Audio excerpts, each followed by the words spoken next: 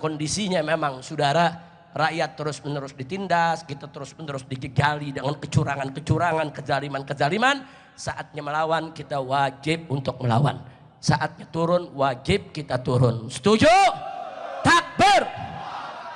Rakyat sakit hati, rakyat dizolimi, kemudian rakyat turun ke jalan. Saya nyatakan dari sekarang, saya tetap bersama rakyat. Saya tidak akan pernah tinggalkan rakyat. Hidup mati suka duka bersama rakyat. Betul? Takbir! Siap berjuang! Siap berjuang!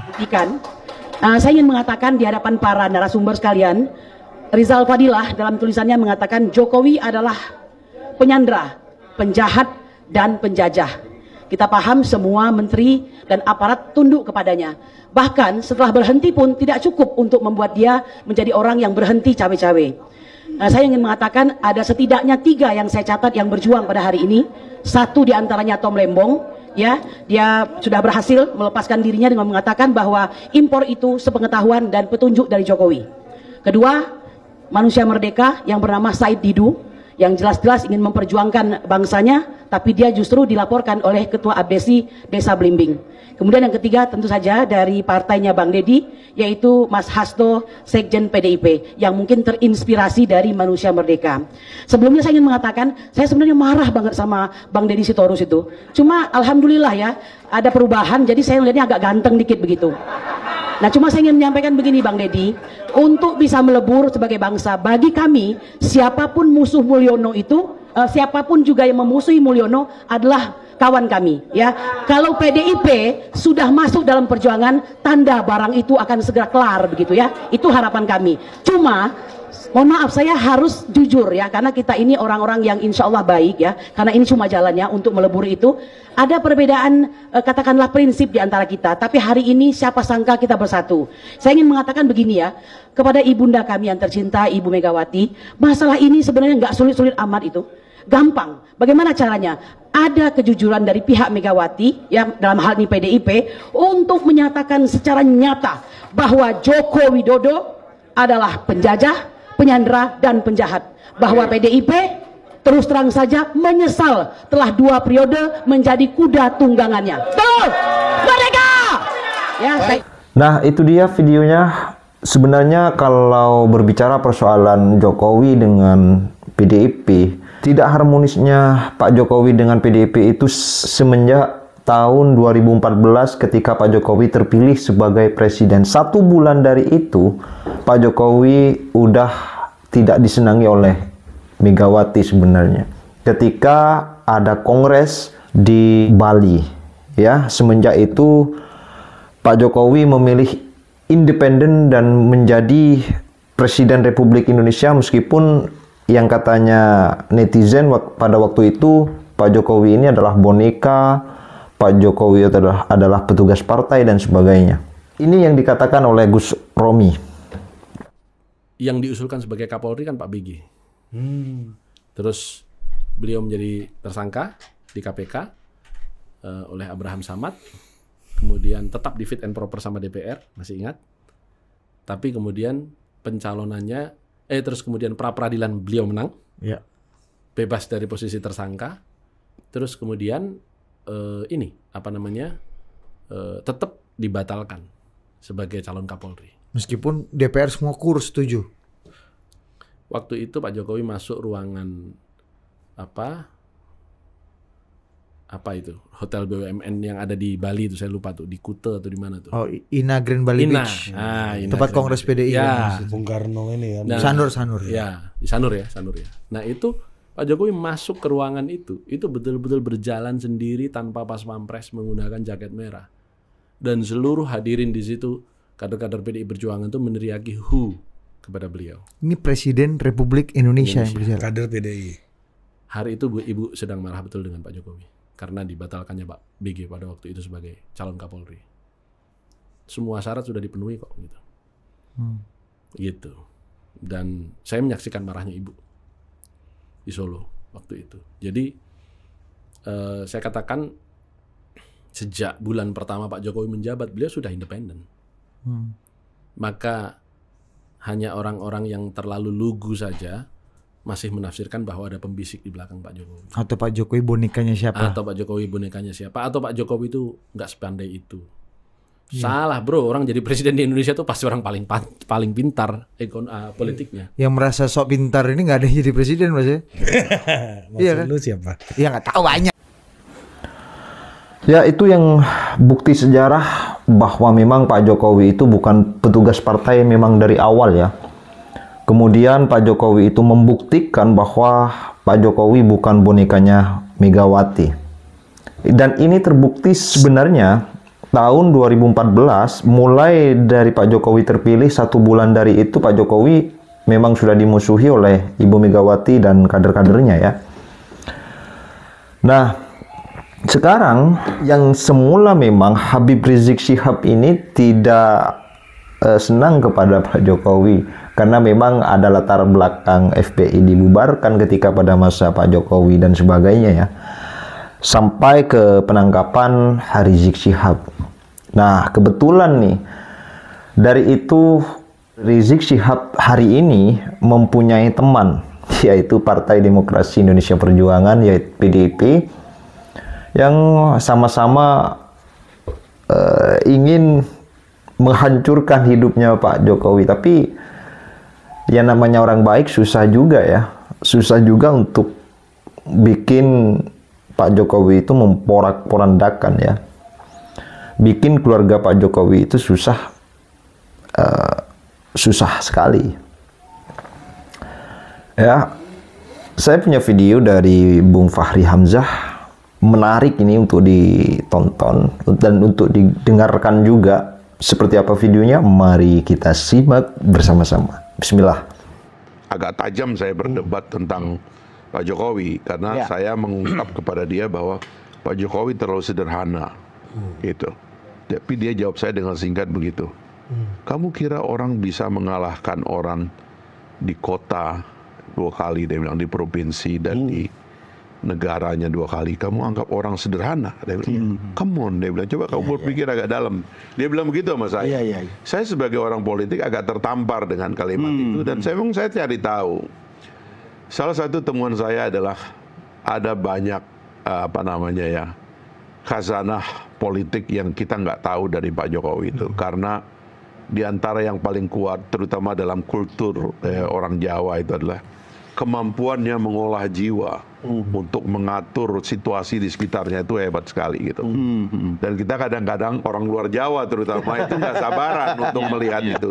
Dan itu diantara yang dimiliki oleh Pak Jokowi. Makanya saya dulu nggak bisa membaca. Saya pengkritik Pak Jokowi, tapi tahu nggak, kalau ada rapat konsultasi, dia nggak mau kalau Pak Fahri nggak hadir. Itu pesan dia kepada Setia Novanto. Walaupun waktu itu tetap jadi saya pengkritik. Setia Novanto, Bambang Susetio, ya kan, Ade Komarudin, ketua DPR 3 kali karena pada waktu itu ada gonjang-ganjing. Setiap rapat konsultasi dia nggak mau kalau Pak Fahri nggak ada. Apa sebabnya? Nah, itu dia, itu satu Bang ya. Yang kedua, waktu kita perpisahan Bang, itu dia kumpulkan ketua komisi dan ketua fraksi semua.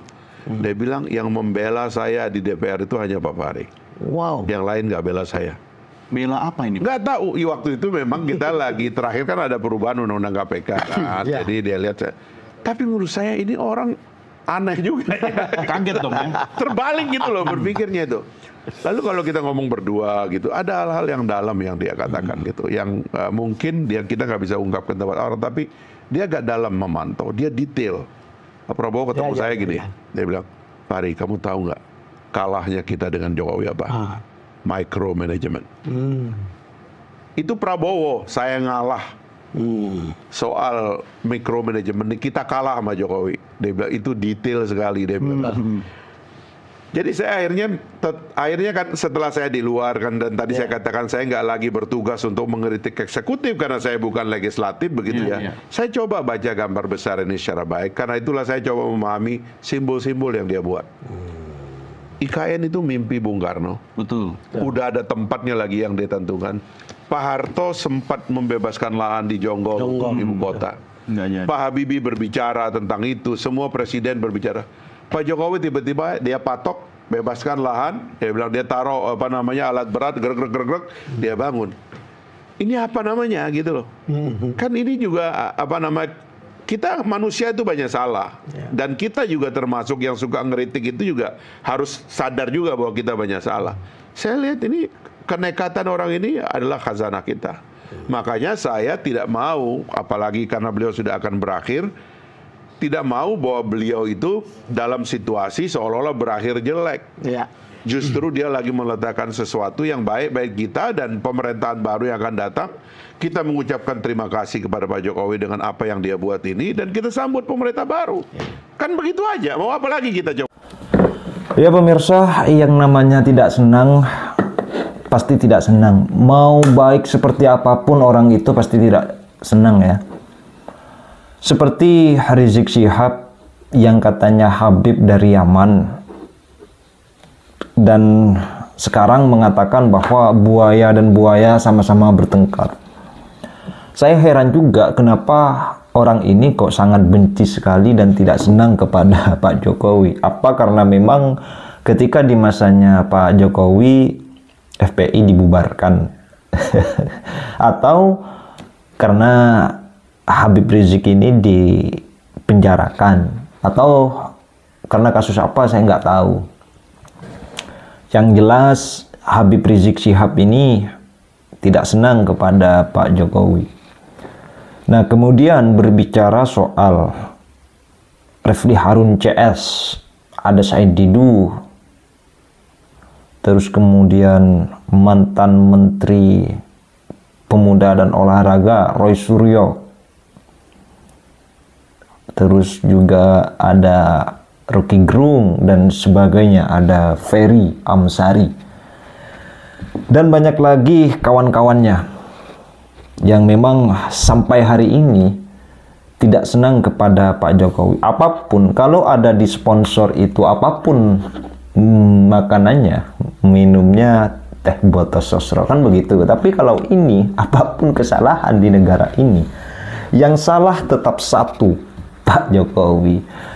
Ya, heran juga sih, kenapa harus Pak Jokowi yang terus disalahkan, padahal sampai detik ini Pak Jokowi nggak pernah tuh bikin onar. Pertama itu. Yang kedua, pernah menjawab singgungan-singgungan dari penghina lah. Banyak sekali memang yang tidak suka kepada Pak Jokowi, akan tetapi Pak Jokowi nggak pernah membalas satu kata pun. Cuma kemarin saya lihat Pak Jokowi memang merespon tuduhan dari Hasto yang katanya Pak Jokowi lah yang melemahkan KPK dan membayar $3 juta untuk setiap panitia ataupun DWR. Dan itu pun sangat singkat sekali Pak Jokowi hanya merespon tuduhan itu, karena biar tidak menjadi narasi liar. Nah, kalau yang lain-lain ini saya rasa saya juga masih ambigu, masih bingung juga apa persoalannya dengan Pak Jokowi. Nah, yang dikatakan Fahri Hamzah sangat betul sekali. Ya, memang di setiap negara memang harus ada yang oposisi ya, karena kalau semuanya ada di pemerintahan juga nggak sehat gitu. Tapi kalau oposisinya itu harus bagus juga, harus konstruktif, harus menjadi imajinasi dan memberikan solusi untuk bangsa, untuk negara, bagaimana negara ini bisa maju, bukan malah menjadi makar, membabi buta, menyerang pemimpinnya seperti kasus yang ada di Jawa Timur, salah satu mahasiswa yang ya antara mengkritik dan mencaci maki nggak ada bedanya. Dan sekarang ketika ditangkap Pak Prabowo minta kasihani kepada Pak Prabowo dan sebagainya. Saya kasihan melihat mahasiswa yang seperti itu. Ya, saya rasa itu sekarang Habib Rizik sudah berkongsi dengan PDIP dan ini babak baru ya, babak baru di Republik ini untuk menyerang Jokowi. Tapi sayangnya Pak Jokowi masih terlalu kuat ya untuk dimusnahkan. Ya, untuk mengalahkan Pak Jokowi itu Pak Jokowi terlalu baik, terlalu kuat beliau. Masih harus cari amunisi yang lebih kuat lah untuk PDIP dan Habib Rizik dan para pengikutnya juga. Saya rasa itu demikian. Terima kasih. Assalamualaikum warahmatullahi wabarakatuh. Selamat berpuasa. Semoga puasanya lancar.